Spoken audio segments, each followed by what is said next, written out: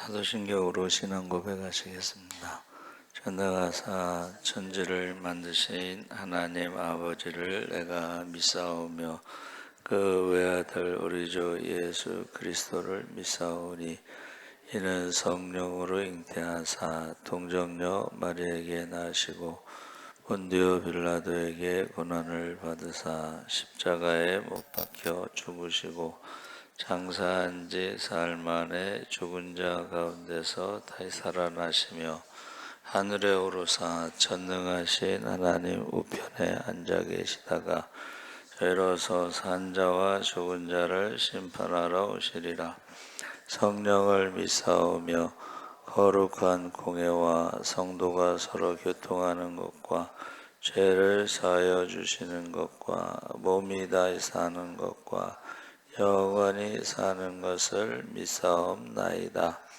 아멘. 찬송가 220장 찬송하시겠습니다.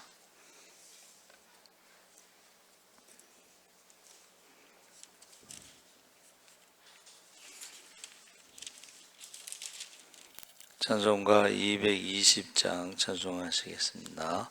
사랑하는 주님 앞에 형제 자매 한자리에 크신 은혜 생각하며 즐거운 찬송 부르네.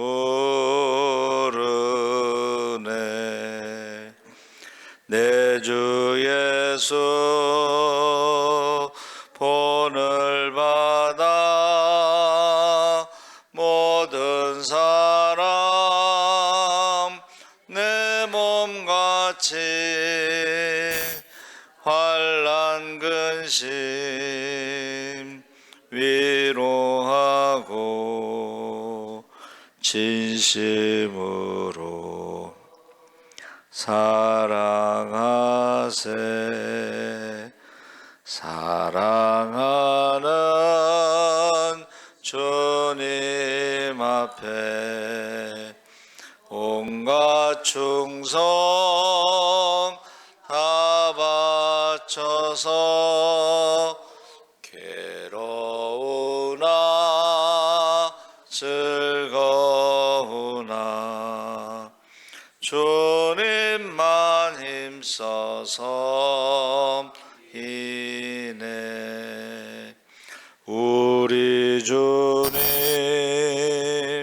거룩한 손 제자들의 발을 씻어 남 섬기는 종의 도를 몸소 행해 보이셨네. 사랑하는 주님 예수 같은 주로 섬기나니 한 피바다 한 몸 이룬 형제여 친구들이여 한 몸같이 친밀하고 마음으로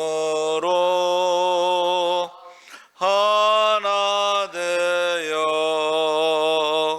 우리 주님 크신 뜻을 지성으로 준행하세. 아멘. 하나님 말씀은 마태복음 5장 1절에서 12절까지 함께 읽겠습니다. 신약성경 5쪽에 있습니다. 마태복음 5장 1절에서 12절까지 다 같이 읽겠습니다. 예수께서 무리를 보시고 산에 올라가 앉으시니 제자들이 나온지라. 입을 열어 가르쳐 이르시되 심령이 가난한 자는 복이 있나니 천국이 저들 것이며 애통하는 자는 복이 있나니 온유한 자는 복이 있나니 의에 줄이고 목마른 자는 복이 있나니 긍휼히 여기는 자는 복이 있나니 그들이 긍휼히 여김을 받을 것이며 마음이 정결한 자는 복이 있나니 그들이 하나님을 볼 것이며 화평하게 하는 자는 복이 있나니 그들이 하나님의 아들이라 일컬음을 받을 것이며 의를 위하여 박해를 받은 자는 복이 있나니 나로 말미암아 너희를 욕하고 박해하고 거짓으로 너희를 거슬러 모든 악한 말을 할 때에는 너희에게 복이 있나니 기뻐하고 즐거워하라. 하늘에서 너희의 상이 큼이라. 너희 전에 있던 선지자들도 이같이 박해하였느니라. 아멘. 할렐루야. 잘 오셨습니다. 좋은 아침입니다. 오늘 말씀의 제목을 산상수훈 천국 시민법, 천국의 시민들의 법에서 산상수훈으로 시작해서 천국 백성이 이 땅에서 살아갈 새로운 삶의 기준을 제시하는데, 우리가 세상의 가치관, 세상에서는 가치의 기준이 눈에 보이는 거죠. 근데 영원한 것은 아닙니다. 그렇죠?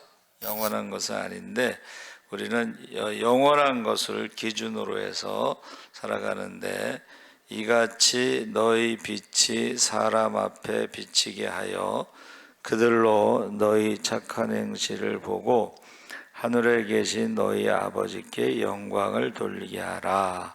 그래서 지금 성도들의 그 복이라고 하는 것이 세상의 것과는 좀 다르죠. 그래서 지금 팔복에 대해서 나오고 있는데, 또 소금과 빛으로 정체성, 너희는 세상의 소금과 빛이다 하는 정체성, 그리고 율법을 완성하는 그런 온전한 삶을 살아가도록 결단하게 하는데, 지금 산 위에서 선포됐다 그래서 이제 산상수훈이다.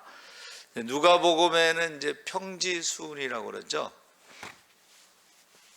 근데 이제 그것을 왜 하나는 산상수훈이고 하나는 평지수훈이라고 했을 때 할까?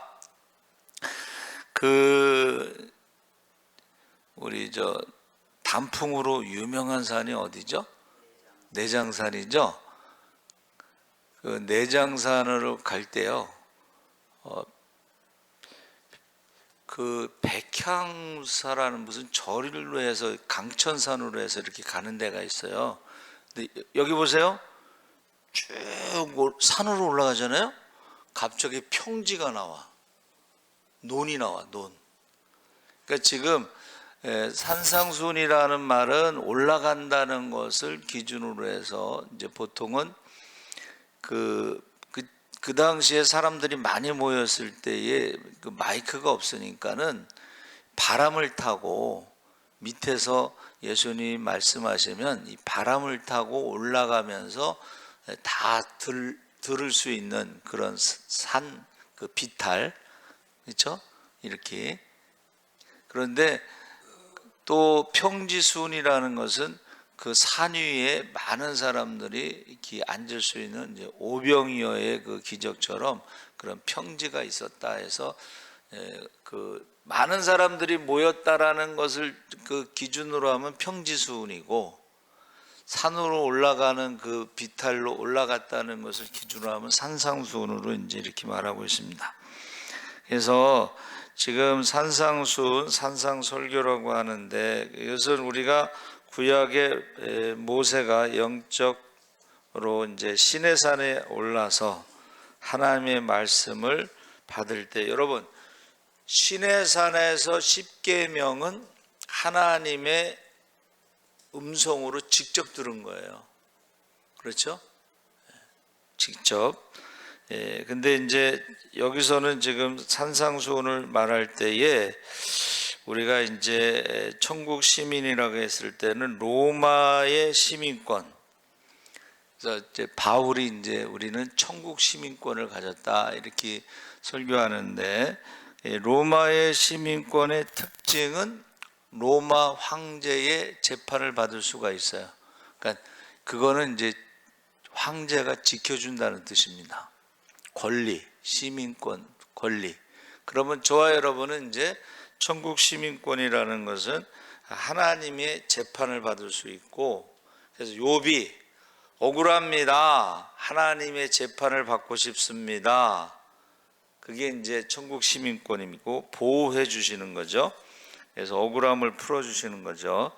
그래서 이제 크게 천국 시민에 대해서 세 가지를 말하고 있는데, 첫 번째가 이제 팔복이에요. 근데 이것은 한마디로 말하면 천국 시민이라고 하는 것은 이 성품이 바뀐다는 거예요. 우리가 성령을 받으면 성령의 열매가 있죠. 그게 성품입니다. 팔복은 성품을 말하는 거예요. 그러면서 첫 번째가 이제 심령이 가난한 자는 3절에 가난한데 어떻게 복이 있고 어떻게 천국이 저희 것일까? 그래서 욕심, 가난의 반대말 우리가 생각할 때 욕심을 내려놓으면 행복하다. 천국을 이루면서 살 수가 있다. 이 욕심을 내려놓는다는 것은 하나님을 아버지라고 신앙 고백할 때에 하나님께 모든 것을 맡겼다, 뭐 이런 뜻도 되겠죠. 그렇죠? 그래서 행복에 대해서 한동안 막 사람들이 강의가 유행처럼 있을 때 제가 생각을 해봤어요. 어떻게 행복할까 했는데, 욕심을 내려놓으면 행복해. 무소유를 주장하는 사람도 있는데 욕심을 내려놓으면. 두 번째가 이제 그 애통하는 자 4절. 애통한다는 것은 눈물 흘리는 것. 그런데 이것은 이제 우리가 어떤 회개의 눈물. 세상 사람들은 회개의 눈물을 말하지 않고 눈물을 흘리면은 정화가 된다. 카타르시스에서 정화, 깨끗하게 된다. 그래서 사람들이 울면 어떻게 해요? 마음대로 울어. 실컷 울어. 감정을 다 쏟아놓으라는 거잖아요. 그렇죠? 그거하고 하나님 앞에 우리가 회개하고 눈물을 흘리는 거하고는 좀 차원이 다른 거예요.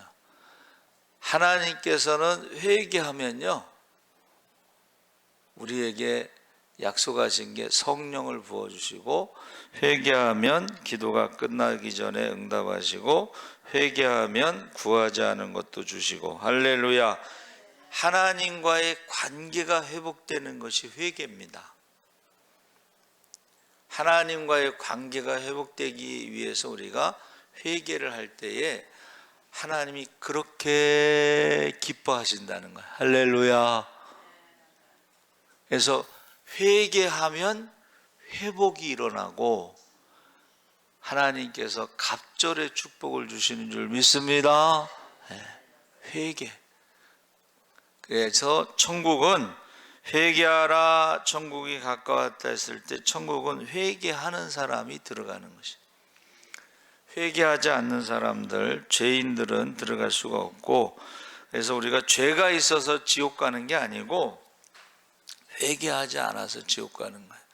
우리가 죄가 없어서 천국 가는 게 아니고 회개하기 때문에 천국 가는 것입니다. 그리고 회개했을 때 우리가 천국이 이루어지는 것입니다. 자, 온유한 자 5절에 온유한다는 것은 이제 우리가 잘 알고 있는 야생마가 길들여져서 순종하다 이런 뜻입니다. 순종. 온유한 자의 대표적인 사람이 누굴까요? 성경에 모세. 또 순종의 대표적인 사람이 구약에는 이제 이삭입니다. 이삭. 번제단에 올라갔잖아. 신약에는 예수님이 십자가에 죽기까지 순종하셨죠. 그걸 온유라고 말하는 거예요.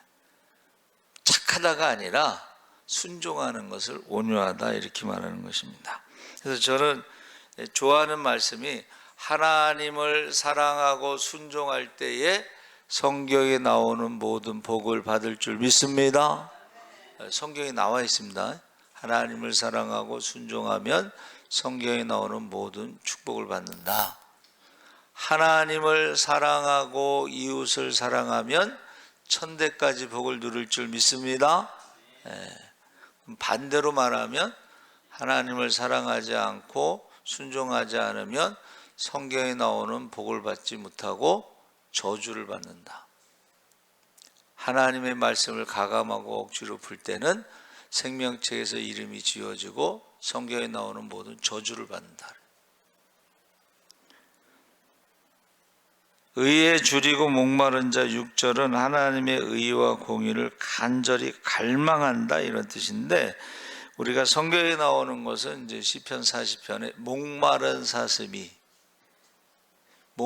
사슴이 그 시냇물을 찾아 갈급하다는 이 표현은 이게요 시가 아니고 현실이에요. 왜냐하면 사슴은 열이 많습니다. 그래서 물을 빨리 먹지 않으면 열이 올라서 죽는 거야. 헐떡인다는 말이요, 숨이 넘어간다는 거예요. 열이 많아서 열이 막 올라가잖아요. 그러면 그 아이들도 경기를 한다고 그러잖아, 그렇죠? 그러면 이제 막 애들을 벗겨놓고 막 찬물로 얼음물로 이렇게 막 샤워를 하는데 그거 굉장히 위험한 거야. 그럴 때는 이 머리에 충격을, 뇌에 충격을 줘서 그것도 위험해요. 그래서 이제 제가 알고 있는 것은 이제 김남수 선생님한테 배운 거로는 귀를 이렇게 접으시면, 귀를 접잖아요. 접으면 요 끝에 있어요. 그 이첨, 귀의 끝이라는 뜻인데 여기를 이제 바늘로 이렇게 따잖아요. 그러면 열이 내려가. 찬물이나 얼음으로 강제로 하면 뇌에 문제가 생기는데 요거는 문제 없이 열이 내려가요. 제가 그래서 동네 어떤 애기 엄마가 열이 오르니까 이제 할머니한테 좀 따달라고 그랬는데 할머니가 딸 줄을 몰라. 그래서 제가 신학교 때 이제 따준 적이 있어요. 요 귀첨. 근데 이분이 신학교가 뭔지는 몰라. 그래가지고 감사합니다. 담배라도 사드려야 되는데 맨날 그러셨어요. 제가 여기 이거 침을 항상 여기다 두고 있습니다. 예배 시간에 기절하셨던 분이 있어, 우리 교회에서. 예배 설교 중에 내려가서 침으로 딴 적이 있어요. 그래서 깨어나셨는데, 여러분, 저와 여러분이 의에 줄이고 목마른 자 했을 때에 이 말씀에 대해서 어떻게 해요? 어린아이가 젖을 삼아하듯이. 젖을. 모르겠어요. 저희 어머니 들은 말은 어머니 젖은 참젖이라고, 그래가지고 젖살이 이렇게 오른다 그런 표현을 쓰셨는데, 형제가 없이 저 혼자니까 저와 여러분이 말씀에 대해서 갈급함이 있는데, 어떨 때 말씀이 갈급할까 생각했는데, 제가 농화를 갔을 때에 거기에서 이제 어떤 집에 딱 갔는데 간증을 하더라고. 그 집에서 이성목 목사님이 부흥회를, 전국을 다니면서 부흥회를 했어요. 한국에 무디라고 하는 별명이 있는데 그때에 성령을 받았다는 거예요. 부흥회 때 성령을 받고 나서 딱 나타나는 현상 중에 하나가 한 달 동안 성경을 일독했다, 그 얘기하더라고. 그러니까 우리가 성령을 받으면 말씀을 막 사모하고 말씀을 많이 읽게 된다는 거야. 그래서 교회 오자마자 성령 받는 사람들이 있어요. 새신자 중에. 그들이 성경을 그렇게 읽어. 한 달 만에 일독하는 건 쉽지 않죠. 저는 40일 금식 기도할 때에 20일 만에 성경을 일독했는데, 말씀을 사모하는 것은 성령 받은 사람들의 특징 중에 하나라는 거예요. 자, 국률이 여기는 자, 국률이라는 것은 말과 혀로 사랑하는 것이 아니라 행함과 진실함으로 구제하는 것을 말하는 거예요. 불쌍하다 말로만 그러는 게 아니고, 배고프겠다 말로만 그러는 게 아니고, 춥겠다 말로만 그런 게 아니고, 배고픈 사람을 불쌍히 여기면서 먹을 것을 주는 거예요. 그래서 얼마 전에 미국에도 노숙자가 있습니다, 여러분. 미국에 노숙자들이 있어요. 그들이 이제 주로 흑인들이더라고, 보니까 노숙자들이. 근데 이렇게 막 잠자고 있는데 한국인 할머니가 가서 깨워, 잠자는 그 흑인 노숙자들을. 근데 이 노숙자들이 전부 뭐라고 부르냐면 맘이라고 불러요. 엄마라고 불러. 근데 이분은 미국에서 이제 뭐 간호사로 있다가 이렇게 뭐 했는데 혼자 사시는지 하여튼간 매일 그 먹을 것을 준비해 가지고 노숙자들에게 먹을 것을 주는 거야. 그러니까 그 먹는 사람들이 그 전부 엄마라고 부르더라고. 그 아프리카의 그 처녀 선교사도 그 아이들이 전부 엄마라고 부르대. 엄마. 의식주를 이렇게 고아원을 하니까 엄마라고 불러. 고아원에서요, 그 선생님들이 있어요. 선생님들이 뭐 20명, 30명 이렇게 돌볼 때에 그 아이들이요, 그 선생님이라고 부르는 애도 있고 엄마라고 부르는 애가 있어요. 엄마라고 부르는. 그래서 우리가 하나님을 사랑하고 이웃을 사랑할 때에, 이웃을 내 몸과 같이 사랑하라고 했을 때에 나를 낳아준 부모처럼, 내가 낳은 자녀처럼 이웃을 내 몸과 같이 사랑하는데, 말과 혀로만 사랑하는 것이 아니라 행함과 진실함으로 해서 국률이 여긴다는 것은 말로만 사랑하는 게 아니라 실제로 구제하는 것을 말합니다. 마음이 청결한 자는 복이 있나니 했을 때 이것은 두 마음을 품지 않는 것인데, 그들이 하나님을 볼 것이다. 두 마음 그러면 조금 어려울 수 있지만 두 주인을 섬기지 않는다. 하나님과 돈, 두 주인을 섬기지 않는다. 뭐 어떤 권사님이 전도를 하는데 헌금 내는 게 아까워서 교회 안 나온다고, 그러다가 죽으면 어디로 가겠어요? 불쌍한 거예요. 두 주인, 깨끗하지 않다는 거예요. 두 마음을 품는 것은. 화평케 하는 자는 복이 있다. 이것은 우리가 잘 아는 거죠. 피스메이커. 하나님의 아들이라, 하나님의 자녀라. 이 화평케 하는 사람이 있고, 반대로 이간질하는 사람들이 있어요. 싸움을 붙이는 사람들이 있어요. 근데 우리나라 말에도 뭐가 있어요?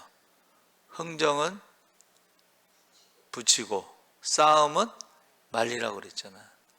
근데 이 피스메이커라고 하는 것이 바로 예수님을 말하는 거예요. 예수님이 십자가에 죽으심으로 하나님과 우리 사이가 화목하게 됐다. 이게 화평케 한 거예요. 그러니까는 예수님이 십자가에서 죄와 사망의 문제를 해결하시면서 어떻게 해요? 하나님과 인간 사이를 화목하게 회복시켰는데, 그것이 하나님의 아들이라 메시아다 뭐 이런 말인데, 이게 실제로도 이제 무슨 선교사 중에 문화 인류학을 이제 전공한 사람들이 있어요. 연구를 하는 거예요. 근데 이제 우리가 대표적으로 이제 케냐를 많이 드는데, 케냐는 한 부족이 한 60개 정도 부족이 있어. 언어도 다르고 풍습도 다르고 부족 간에 서로 전쟁도 하고 서로 죽이니까 이게 원수가 될 수가 있어요.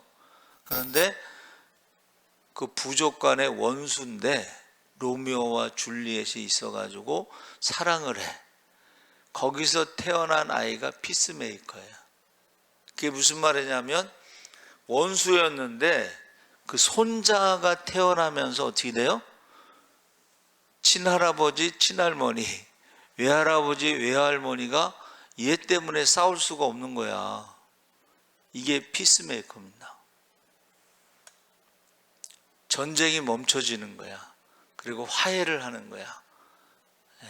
그래서 화평케 하는 자는 복이 있나니 하나님의 아들이라 일컬음을 받는다. 의를 위해서 박해를 받는 자는 복이 있나니. 그래서 저와 여러분이 이 천국이 저희 것입니다 했을 때에 그 12절의 말씀이 이제 너희 전에 있었던 선지자들도 이와 같이 박해를 받았다. 기뻐하고 즐거워하라. 할렐루야. 상이 크다는 거야. 그래서 목회하다 보면 별별 사람이 다 있습니다. 그렇죠? 그래서 이제 수요일 날 하도 예배 드린 사람이 적어서 제가 자진해서 이제 목사님, 전도사 때 제가 차량 운행을 하겠습니다. 그리고 이제 차량 운행을 하려면 시간을 정해서 약속을 정해놓고 이제 만나야 되잖아요. 근데 약속 시간에 안 나오면 그 다음 사람 약속 시간에 맞추려면 가야 돼. 그랬더니 자기를 안 기다리고 갔다고 그렇게 욕을 하더라고. 그래서 저는 너무 억울한 거야. 그렇잖아요. 어? 그리고 기도를 했더니 뭘 그러냐. 그런 여자하고 사는, 평생 사는 남편도 있는데 이게 제가 좋은 말로 말한 거지. 그렇잖아요. 그런 여자하고 사는 사람도 있잖아요, 평생. 근데 뭐 일주일에 한 번 정도 뭐 차량 운행하면서 욕 먹는 거야. 뭐 그렇게 어떤 음성이 들렸어요. 예. 자, 그러면서 두 번째가 이제 팔복은 법이고, 그 다음에 13절에 16절에 세상의 소금과 빛은 정체성이에요. 정체성. 자, 성품. 저와 여러분이 천국 시민으로서의 성품이 있고, 그 다음에 정체성은 빛과 소금인데, 소금과 빛인데, 여러분 내가 누구인가를 아는 정체성이 있어야지 어떻게 살아가야 되는 것도 정확한 거예요. 저와 여러분이 세상의 소금과 빛이고 하나님의 자녀야. 할렐루야. 그러면 어떻게 해요? 하나님의 자녀답게. 그래서 어제 수요일 날 잠깐 말씀드렸죠. 그 심리학자들이 행복하게 사는 방법, 가나다. 가가 뭐라 그랬죠? 가볍게. 좀 모든 인생을 그냥 무거운 짐을 지고 살지 말고 좀 내려놓고 가볍게 살아야지 행복하다는 거예요. 여러분 가벼워야지 행복합니다. 무거우면 힘들어요. 네? 제가 한라산에 올라갈 때도 딱 반바지에 티에다가 슬리퍼 딱 신고 딱 올라가니까 얼마나 가벼워. 근데 거기에 막 배낭에 뭐를 그렇게 많이 들고 가는지, 거기 뭐하러 그걸 들고 가는지 모르겠어. 무겁게 살아가는 사람이 있고 가볍게 사는 사람이 있어. 나는 뭐야? 나는 뭐라 그랬지? 한번 따라해보세요. 나답게. 하나님의 자녀답게. 하나님이 우리에게 세상의 소금과 빛이다 했을 때 그 답게라는 말이요, 무슨 뜻이냐면 가장 아름답다 이런 뜻이야. 예수 믿는 사람답게 살 때요, 욕심을 내려놓고 어떻게 해요? 기독교의 문화는 기부 문화입니다. 자녀들에게 재산을 물려주는 게 아니고 그걸 실천하신 분이 그 유한양행의 유일한 박사야. 그리고 유한양행이라고 하는 약 회사를 만들어서 부자예요. 회사를 키웠으니까. 근데 그 자녀들에게 유산을 물려주지 않았습니다. 어떻게 했냐면 대학 다닐 때까지만 학비를 대주고 대학 졸업하면서 끝. 대학까지 가르쳤으니까 이제 네가 알아서 네가 벌어서 네가 살아라. 그 자녀들도 재산에 전혀 욕심이 없어. 그래서 대개 보통 그 대기업의 재벌 2세, 3세 문제들이 많잖아. 문제아들이. 예? 근데 유한양행의 자녀들은 문제를 일으킨 자녀가 없어요. 그리고 그 자녀들도 어려서부터 믿음으로 성장했기 때문에 아버지의 재산에 대해서 내 것이라고 주장하지 않아. 요새는 부모님의 재산의 n분의 1은 제 겁니다. 100억을 재산을 나눠줬는데 이제 엄마가 그 집 하나 있고 이제 노후 대책으로 살고 있는데 어느 날 아들이 오더니 하는 말이 엄마가 죽으면 이 집의 n분의 1은 제 겁니다 그러더래. 그건 이제 신앙이 없는 거예요. 그렇죠? 왜 엄마 거를 지 거라고 그래.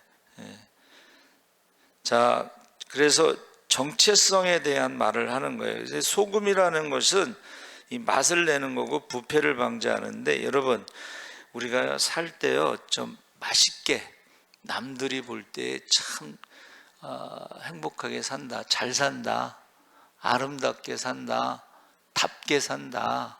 그렇죠? 그래서 하나님이 우리에게 시간과 물질과 건강을 주셨을 때 이 청직이라는 것은 하나님이 주인이시기 때문에 하나님 뜻대로 사는 것이에요. 하나님 뜻대로 사는 게 멋있는 겁니다. 순종, 하나님을 사랑하고 순종, 그게 아름답게 답게 사는 거예요. 그리고 가나다에서 이제 다가 남았는데, 다는 뭐냐면 다르게, 믿는 사람과 안 믿는 사람은 좀 다르게 산다는 거예요.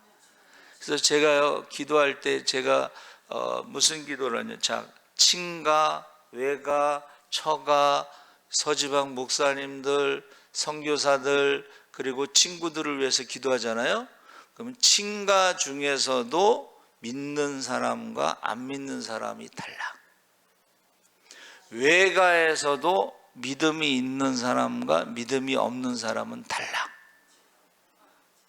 처가도 마찬가지고, 처가도 친구도 마찬가지고, 믿는 친구와 안 믿는 친구는 달라요. 그래서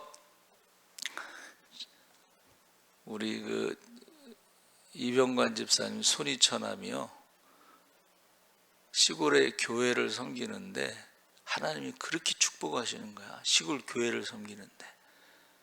근데 시골 교회가 이제 자동차가 이제 수명이 다해서 덜덜덜덜덜, 그러니까는 우리 처남이 융자를 해가지고 차를 사줬어. 근데 문제는 그 부인이 믿음이 없으니까 이해를 못하는 거야.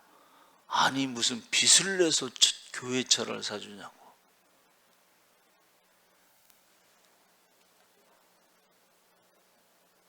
여러분, 그 기회가 항상 오는 게 아니거든.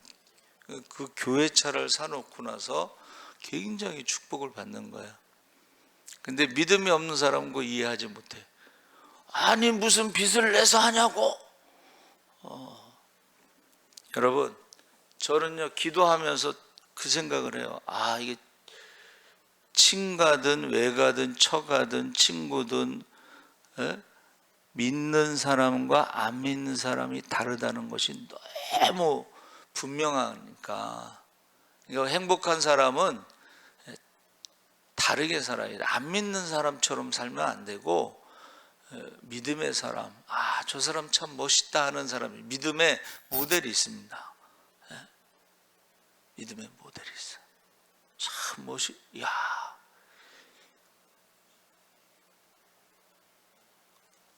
서울대를 졸업하고 하버드대에서 박사학위를 받고 교수인데 다 내려놓고 몽골 오지에 가서 선교를 하는데 내려놓음이라는 책을 만들었는데 그게 굉장히 히트를 쳤습니다. 규장각이 그것 때문에 일어났다고 그랬어. 더 내려놓음을 또 썼어. 여러분, 너무 멋있지 않아요? 남들이 생각할 때 서울대 나오고 하버드 대학에서 박사학위 받고 교수인데 그걸 다 내려놓고 몽골 오지에 가서 선교하는데 좀 다르게, 여러분 다르게 살아야 돼. 예? 빛이라고 하는 것은 어둠인데 우리가 잘 아는 이제 하나님의 진리 등대. 무디 목사님이 이제 바닷가에 있는 교회 가서 부흥회를 할 때에 그 등대를 보고 지은 찬송가예요. 세상 사람들이요, 어디로 가야 될지 몰라. 인생의 내비게이션이 없잖아, 세상 사람들은. 그렇죠? 그때 우리가 세상의 빛으로 등대가 됐을 때요, 많은 사람을 구할 수가 있습니다. 많은 사람을. 세 번째로 이제 17절에서 48절에 보니까는 예수님이 구약의 율법을 폐하러 오신 것이 아니라 완전하게 하러 오셨다. 17절에. 그래서 살인하지 말라 했을 때 미워하는 것, 누구에게 형제를 향해 분노하고 라가라고 욕하는 것, 바보라고 욕하는 것, 이런 것은 살인이다 그랬어요. 그러니까 율법에 그 나오는 것을 재해석할 때에 예수님이 가르치신 것은 한 단계 위야. 수준이. 마음으로 이미 미워하는 건 이미 살인한 것이다. 간음한 것도 마찬가지고, 맹세하지 말라, 원수를 사랑하라. 이게 이 원수를 사랑하라 이 말은 이제 여기서 세상의 그 보복법, 동해 보복법, 여러분 아시죠? 눈에는 눈으로, 이는 이로, 이런 것을 말하는데 그거보다 수준이 더 높은 거예요. 원수를 사랑하고 축복하는 것은 차원이 다른 거예요. 그래서 제가 아니 어떻게 이런 것을 우리가 할 수가 있습니까? 라고 질문한다면 한번 따라해보세요. 성령의 능력으로. 성령이 우리를 확 사로잡으면 그 사람이 다르게 보이는 거예요. 원수가 불쌍하게 보이는 거예요. 그래서 박효진 장로님 제가 간증을 했잖아요. 그전에는 성령 받기 전에는 이 그냥 악질 중에 악질, 청송교도소에 있는 악질 중에 악질을 그냥 몽둥이로 그렇게 두들겨 패서 지옥에서 온 사자야 별명이. 성령 받고 났는데 그들이 불쌍하게 보이면서 그들은 죄를 짓고 우리도 죄를 짓는데 그들은 죄를 짓고 걸려서 감옥에 오고 우리는 아직 걸리지 않아서 감옥에 안 온 것이다 하면서 완전히 사람이 바뀐 거예요. 그러니까 그 사람들이 얼마나 놀라겠어. 그렇게 두들겨 패던 사람이 지옥에서 온 사자가 갑자기 그냥 기도하면서 눈물을 줄줄줄줄 흘리니까 이거 저 미쳤구나. 미쳤다는 표현이 있어서 미쳤구나, 또라이구나. 이제 여러분, 저와 여러분이요, 다시 말하면 율법의 완성이 뭐예요? 사랑입니다. 사랑. 율법의 완성 사랑이에요. 그래서 저와 여러분이 제가 요새 늘 묵상하는 말씀이 있는데 데살로니가전서 5장 19절에 23절, 성령을 소멸치 말며 예언의 말씀을 멸시치 말고 범사에 해하려 좋은 것을 취하고 악은 모양이라도 버리라. 그리하면 예수님이 재림하실 때에 영과 혼과 몸에 온전하게 되리라. 할렐루야. 하나님 아버지 감사합니다. 우리가 천국 시민의 법을, 우리 성품, 우리가 하나님 나라를 이루게 하여 주시옵소서. 아버지 하나님, 우리가 누구인가, 정체성, 세상의 소금과 빛으로 살아가게 하여 주시옵소서. 하나님 아버지, 이제 주님 오실 때에 바로 율법의 완성이라, 십자가에서 우리를 위해서 죽으심으로 율법의 완성, 사랑을 우리에게 보여주셨습니다. 우리도 십자가의 사랑으로 율법의 완성으로 살아가게